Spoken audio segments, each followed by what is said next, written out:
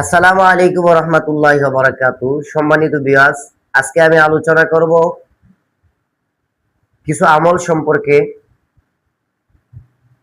কোনো মানুষ যদি জিনের আক্রান্ত রোগী হয়, তাহলে সে যদি প্রতিদিন ৫ ওয়াক্তের নামাজের পরে সূরা ফাতিহা ৩ বার, সূরা ইখলাস ৩ বার, সূরা নাস ৩ বার, সূরা ফালাক ৩ বার এবং সূরা কাফিরুন ৩ বার পরে যদি তার শরীরের মধ্যে দম করে এবং এই নিয়ত করে যে আমি আমার শরীরকে আল্লাহ তাআলার কালাম দ্বারা বন্ধ করে দিলাম, তাহলে আশা করি আল্লাহ তাআলার এই কালামের বরকতে ওই জিন জাদু আক্রান্ত ব্যক্তির শরীর থেকে জিন এবং জাদু অবশ্যই আল্লাহ তাআলার এই কালামের বরকতে চলে যাবেন।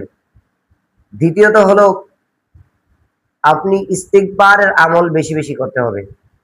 আমরা আসলে গুনার কারণে, আমাদের গুনাহ বেশি হওয়ার কারণে আমরা আমাদের আমলগুলাকে সঠিকভাবে আল্লাহর কাছে চাইতে জানি না। আমলের মাধ্যমে আমরা চাইতে জানি না আল্লাহর কাছে, কোনোভাবেই আল্লাহর কাছে আমরা চাইতে পারতেছি না। বিদায় জিন যাতে আমাদেরকে আক্রমণ করে, বেশিরভাগ আমরা নামাজ, রোজা, হজ, যাকাত থেকে বিরত থাকার কারণেই জিন আমাদের উপর আক্রমণ করতে পারে।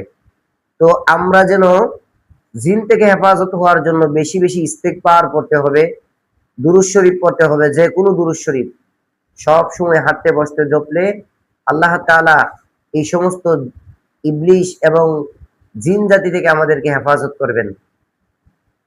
আরেকটি আমল হলো আয়াতুল কুরসির আমল।